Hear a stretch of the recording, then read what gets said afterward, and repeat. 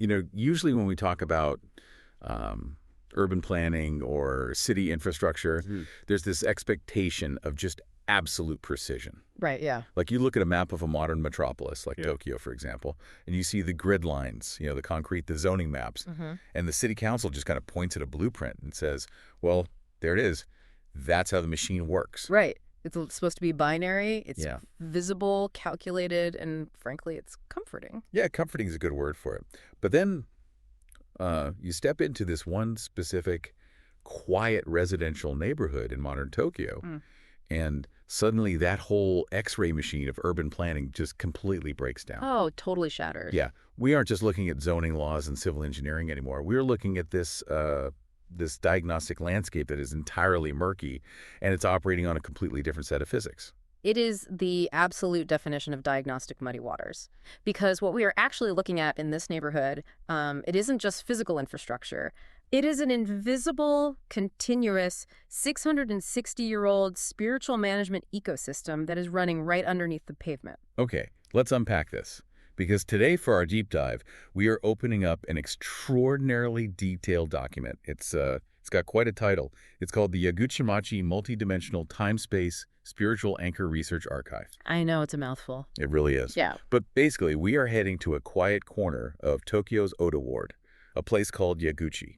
And what this archive proves is that what looks like a totally normal, everyday neighborhood secretly houses this massive, multi-century machine built entirely to process supernatural trauma. Yeah, and to really grasp the mechanics of this machine, we have to look through a very specific lens. I mean, we can't look at this through, Western ideas of ghosts or even Chinese concepts like feng shui. Right, so no poltergeists or haunted houses in the traditional sense. Exactly. We are strictly operating within what the archive calls the Shinto cosmological framework. Which, that sounds incredibly dense. Yeah, it does, yeah. But think of it less as a religion and more as an alternate system of physics. Okay, I like that. What's fascinating here is that we are examining geographical layers of memory through two very specific Japanese concepts. Okay, hit me. First, you have onryō, which are these vengeful, catastrophic spirits that are born from profound injustice. So like really angry ghosts. Extremely angry. And second, you have goryō, which are pacified, protective spirits. So what we're doing is we are looking at how a specific physical boundary space manages the conversion of that catastrophic emotional energy. From the onryō to the goryō. Exactly. And the catalyst for all this energy, it kicks off with this incredible true story. It's a political assassination that honestly plays out like a mafia hit right in the middle of a river. A very messy, highly calculated hit. Right. So the year is 1358. We are in the Nanbokucho period. Which, just for context, is a deeply unstable time. Yeah, it's essentially a civil war, right? Yeah, Japan literally has two competing imperial courts fighting for legitimacy at this time, the Northern Court and the Southern Court. Okay, and there's this guy, a 28-year-old military commander named Nitta Yoshioki. And he fights for the Southern Court. But he is a massive existential threat to the ruling shogunate in the East. Like, he's so formidable that his enemies know they probably can't beat him in a fair head-to-head battle. Right. They don't even entertain the idea of open combat. They opt for a foolproof, completely cowardly conspiracy. Exactly. So Yoshioki and 13 of his most loyal, heavily armed retainers, they need to cross the Tama River at a specific ferry crossing, the Yaguchi crossing. Right. And his enemies actually bribe the local ferryman. Which is just so devious. It is. Before Yoshioki even steps onto the wooden boat, the ferryman secretly drills a hole in the bottom of the hull and plugs it up. It's a very subtle, deeply fatal piece of sabotage. So they push off. They get out to the exact middle of the wild, rushing Tama River. The ferryman, he pretends to drop his oar. This part is wild. He dives into the water to, quote-unquote, retrieve it, but really, he's just pulling the plug out of the bottom of the boat. Yeah. And as this freezing water rushes in and the boat starts sinking, enemies who had been hiding in ambush on both riverbanks suddenly just stand up and unleash a massive volley of arrows. It's a total trap. Completely. Yeah. Yoshioki is trapped. In this hopeless situation, he takes his own life, and all 13 of his retainers are either killed by the arrows or they commit suicide alongside him. None of them survive. It's a massacre. It really makes me think of like a modern political hit taking place in international waters just to exploit a legal loophole. That is a brilliant analogy. The international waters aspect is exactly what makes this event so spiritually catastrophic. Wait, really? Because of the location? Absolutely. Because in the Shinto framework, a spirit doesn't just automatically become a massive, terrifying onryō. It requires the fuel of severe injustice. And Yoshioki's death triggered what the archive categorizes as a triple injustice. A triple threat of bad karma. Exactly. First, you have the political injustice. I mean, he wasn't bested in fair, honorable combat. He was killed by deception. Right.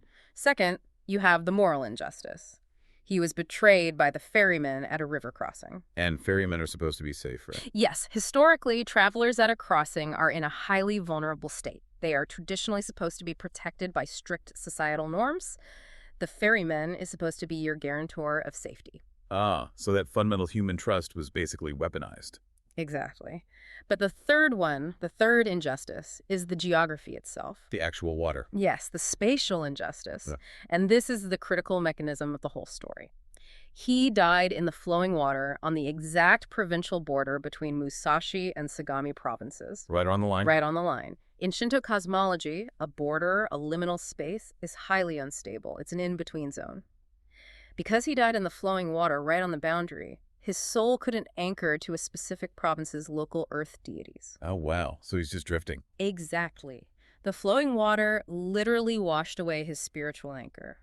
It created this highly dangerous, drifting entity with no jurisdiction. And the supernatural fallout from this unanchored spirit was, like, immediate. According to the records, just 13 days after the ambush, the mastermind behind the assassination was struck by lightning. Right out of nowhere. 13 days. Yeah, and the locals, they interpreted that instantly. They knew exactly whose anger called down that lightning strike. I mean, how could you not? Not only that, but these terrifying glowing orbs, they called them hikarimano, they started appearing at night. Yeah, just drifting over the river at the exact spot of the ferry crossing. And the local villagers were absolutely terrified, which honestly leads to a truly wild choice made by the everyday people living in Yaguchi. Well, they were caught between a literal ghost and a hard place. Right. Because the ruling shogunate, the people who ordered the hit, they are the ones in charge of the entire country. But the villagers are the ones dealing with the glowing orbs and the angry spirit of an enemy of the state in their backyard. So what do? The village elders make a massive, politically dangerous gamble. They defy the ruling government. Which is huge. It is. They don't try to banish the spirit. Instead, they build a tomb and a shrine right there on the riverbank to deify Yoshioki. They give him this elevated title, Nitta Daimyojin. And if we connect this to the bigger picture, this decision is the perfect illustration of the goryō system in action. How so? Well, in Western traditions, when you have a powerful, angry, supernatural force, the default mechanical response is exorcism. You banish it, you cast it out into the void. Right, the power of Christ compels you all that. Exactly. But in this Shinto framework, you don't banish powerful energy, you harness it. Like thermodynamics. You can't destroy the energy, so you recycle it. Yes, you convert it. The logic dictates that the more powerful and wrathful the onryō is, the more powerful its protective energy will be once it is pacified and managed. Oh, that makes sense. It's an energy conversion system. But here is the catch. It requires constant ritual maintenance. You can't just build a shrine in 1358 and walk away. You gotta keep it up. Right. That's why even today, centuries later, they hold an annual festival on October 10th, the exact anniversary of the murder. It's like an annual software update for this spiritual containment system. That is a great way to put it. And you can actually see this physical anchor point today. It's called Nitta Shrine. The archive paints this incredibly vivid sensory picture for anyone traveling to Tokyo. Like, you step off a completely normal modern asphalt street, you pass under this ancient stone torii gate, and you feel an immediate noticeable drop in temperature. It's really striking. Yeah, you smell the moss, the rich organic earth, and you stand under this massive 700-year-old sacred camphor tree.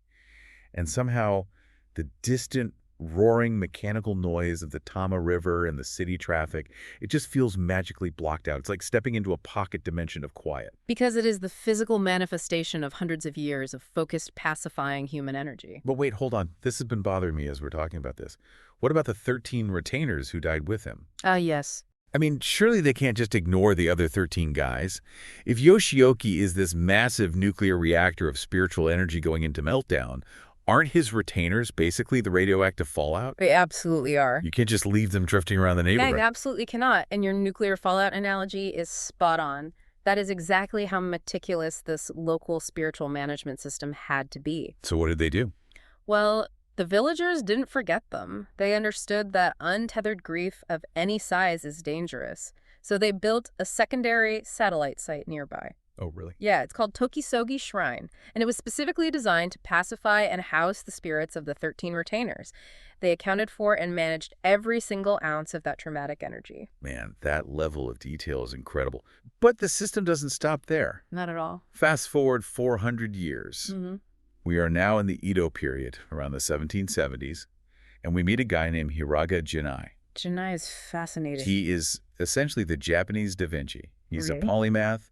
He is a scientist, an inventor, a painter, and a playwright, naturally. Right.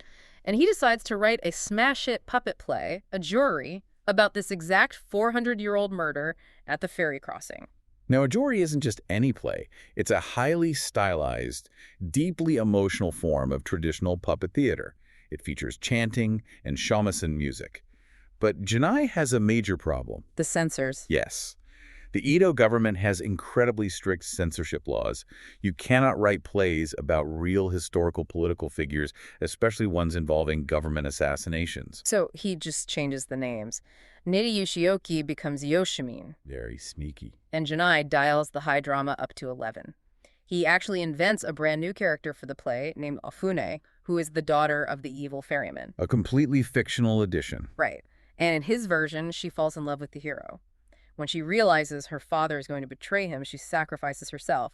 She acts as a human shield, takes a fatal sword wound, and as she's literally bleeding out on the floor, she drags herself over to a massive drum and beats it with her dying breath to warn the hero to escape. It's incredibly cinematic. It's so dramatic. And it was an absolute blockbuster. People were weeping in the audience. I bet. But we have to look past the entertainment value here and see what this play was actually doing on a societal level. The archive argues that these theatrical performances in the massive city of Edo were effectively, And the locals back in Yaguchi, they took this cultural phenomenon so seriously that it left a physical mark on the city you can actually still find today. This is one of my favorite details. It's so cool.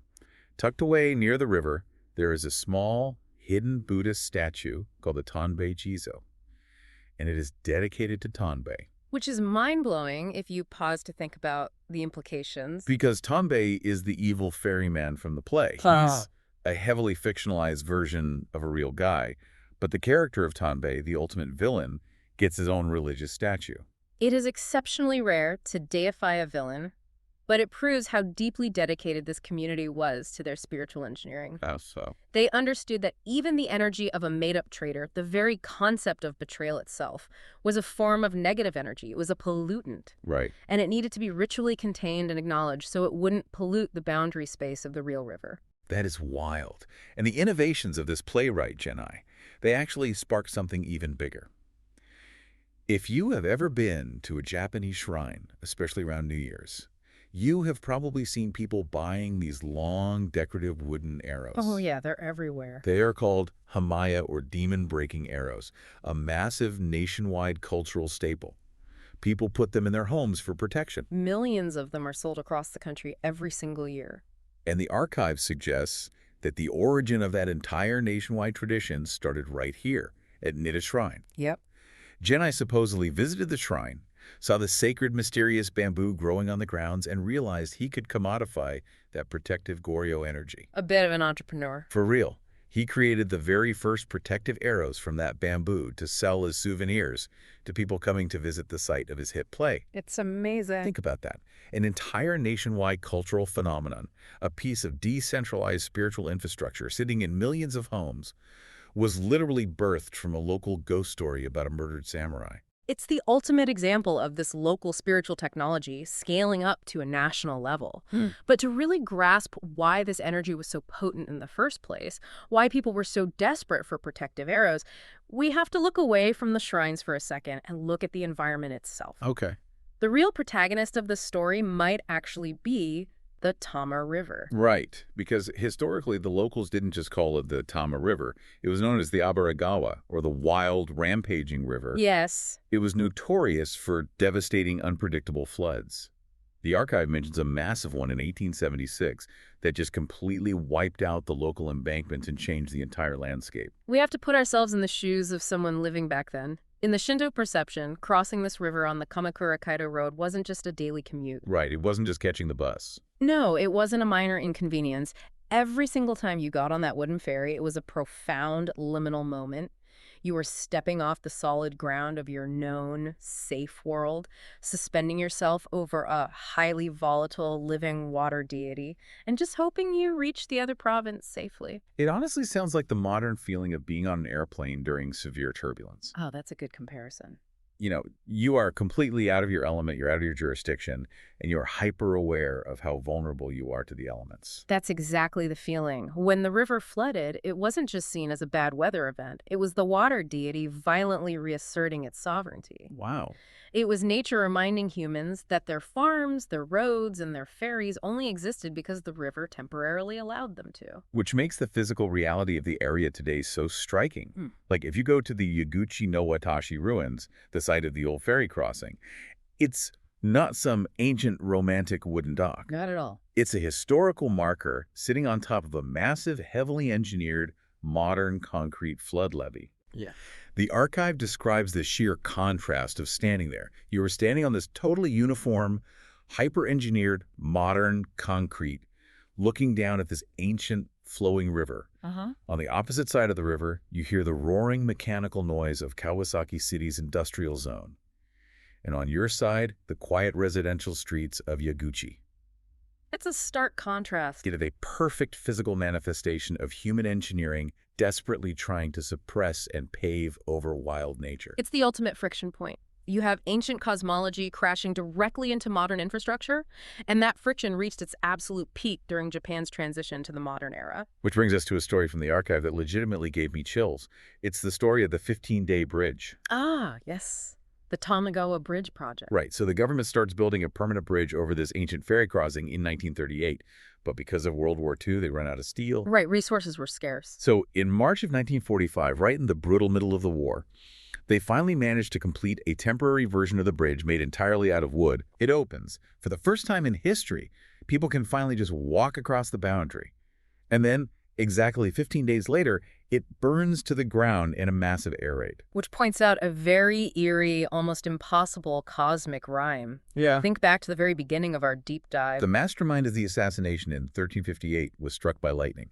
13 days later. Yes, 13 days for the lightning to strike the murderer. And then 600 years later, the first bridge to violate that liminal space is destroyed by fire in 15 days. It's crazy. Now, obviously, from a strict academic standpoint, we are not saying a 14th century ghost burned down a bridge in World War II. Sure, yeah. But in the mythological narrative of this specific location, it feels as though the universe aggressively rejects attempts to alter that boundary space. But eventually, human engineering wins the war of attrition.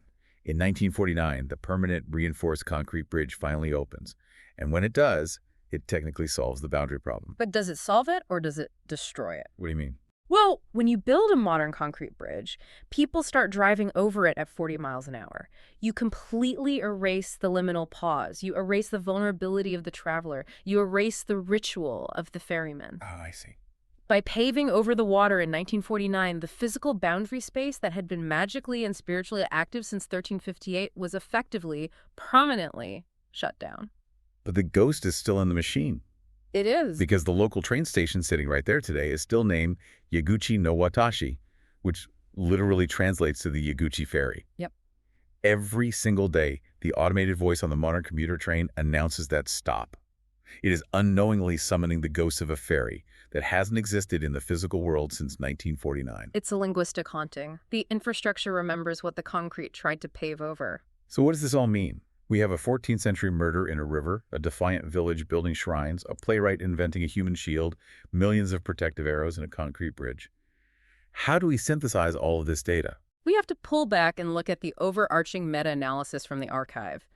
The biggest mistake you can make is looking at the history of Yaguchi as a series of isolated, random historical footnotes. Right. It is actually a continuous 660-year chain reaction ecosystem. It's a trauma processing machine that kept getting software updates. Exactly. Every single generation updated the software of that machine to keep the vengeful spirit safely managed and converted into a protective force. Like passing the baton. Yes. The village elders in 1358 built the shrine to anchor the soul. Then feudal lords in 1746 added new stone monuments to expand its political reach. Then the playwright, in 1770, turned the trauma into mass media for collective catharsis. Right, and the New Year's arrows exported the protection nationwide. It is one unbroken, brilliant line of spiritual engineering. Which brings me to a direct call to you, the learner. When you travel, whether it's wandering through Tokyo or walking down your own street, don't just look for generic tourist traps or standard spiritual spots. If we look closer. Try to look deeper. Try to see these hidden systems of memory and trauma management that are running quietly right beneath the pavement. Because once you know what to look for, a random train station name or a tiny webbed statue of a fictional villain suddenly opens up centuries of deeply human history. It completely changes how you walk through a city. It really does. But if we follow the logic of this specific Shinto diagnostic archive to its absolute end, it leaves us with a deeply provocative thought. Oh, I think I know exactly where you're going with this. If the ferry crossing itself, the actual rushing water, the deep vulnerability of the traveler, the enforced ritual of pausing to cross, if that was the active physical interface that kept this 660-year-old spiritual management system running, what happens to all that contained onryō energy now? Right, because a 1949 concrete bridge permanently shut the processing system down.